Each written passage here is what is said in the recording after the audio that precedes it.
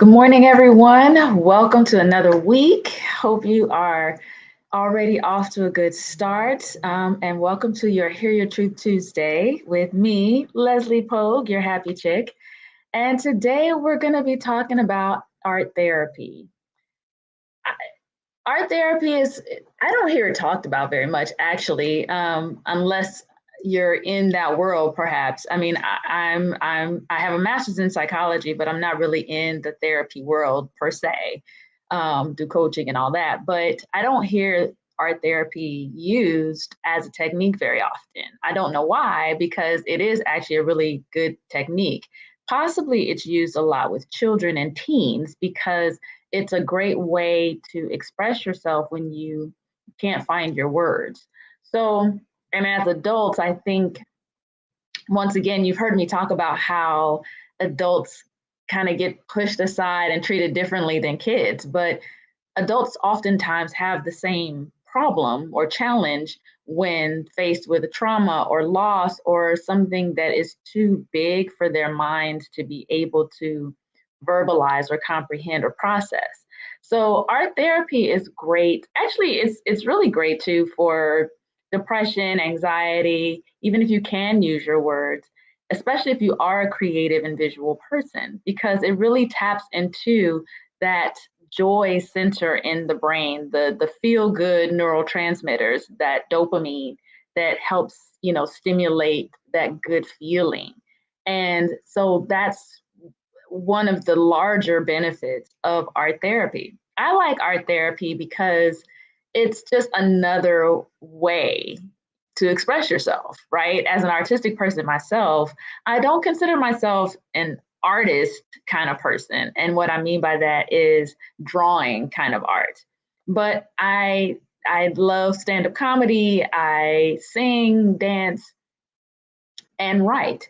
So these are other artistic expressions and as a way to release some of that frustration from the sadness, the confusion, whatever's going on in your mind. I know as a young person, to this day, I still can't really keep a journal. I want to so badly, but I can't seem to keep a journal. Now, I love the guided journals. They're really good.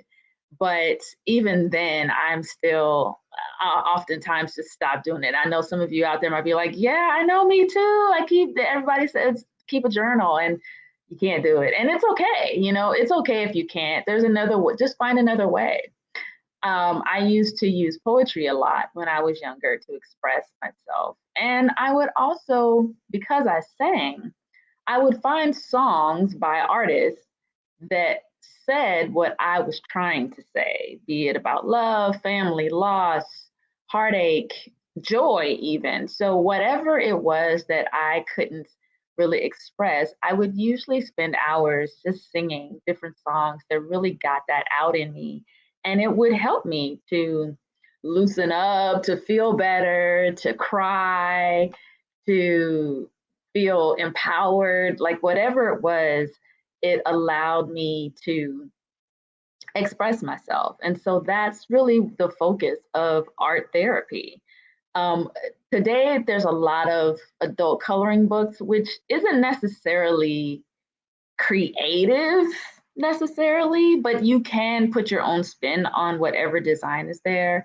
But adult coloring books are great for settling your mind, for calming your spirit. It's that time to just sit and be silent and express that focused time, because that also is a real big benefit to art therapy.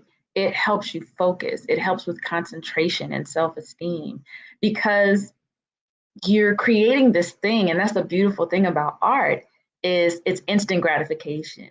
Even by you can stand back and look at it, and it can be whatever you want it to be. Doesn't have to be judged by anyone else. It can be just something that you did just to get something out. So switching gears to something a little bit more serious, it's helpful to draw or paint your emotions, whatever's going on with you. If you feel, I don't know, put out, if you feel like someone is taking advantage of you, if you feel that you've been molested in some way, And molested doesn't necessarily have to mean sexual. You know, people encroach on our space and they molest your space and your time. And how you express that, also because there are certain words and certain phrases that we put in a box, and that's how we think about it.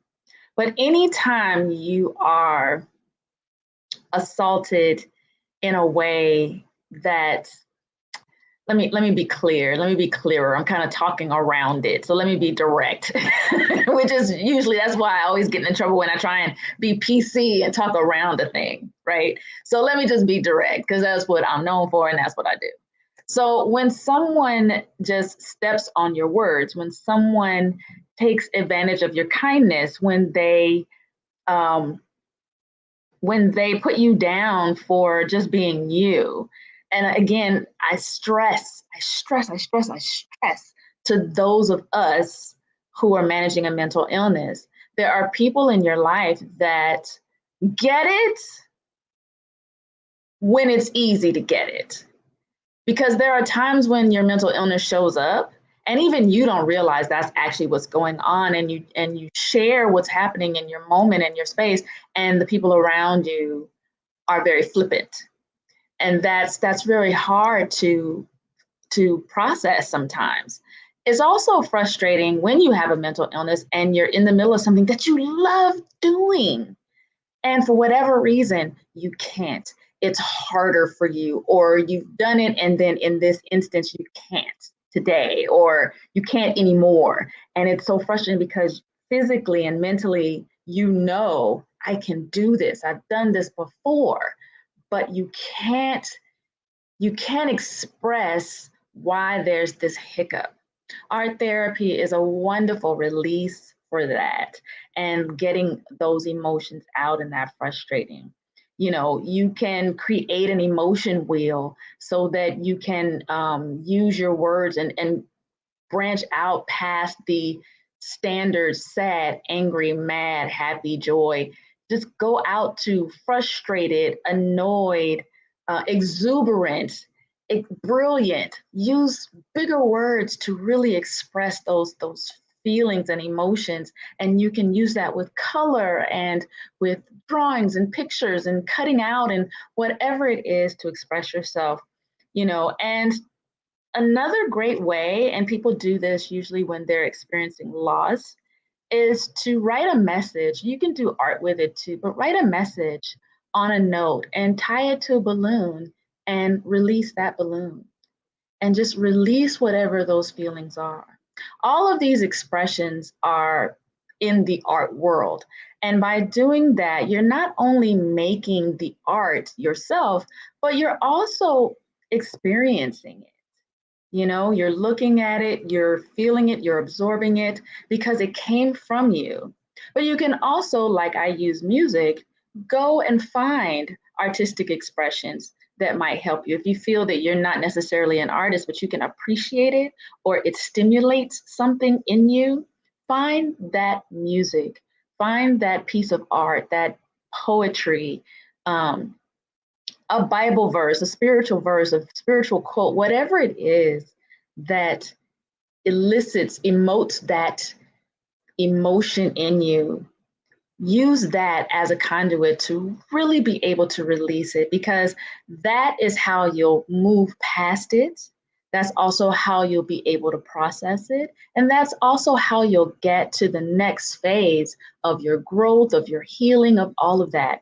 So think about that as a tool, because art therapy can be fun, but it can also be a very useful tool in processing your emotional hiccups, your emotional roadblocks, even your emotional joy. Just release all of that out and just share it with yourself, share it with your loved ones, and share it with the world if you feel comfortable. All right, I hope that was helpful. Always follow me on Facebook, follow me on Instagram, and follow me on TikTok at LP Speak. And I hope you have an amazing week. Again, I always want to be helpful. And as always, until next time, go, be, do.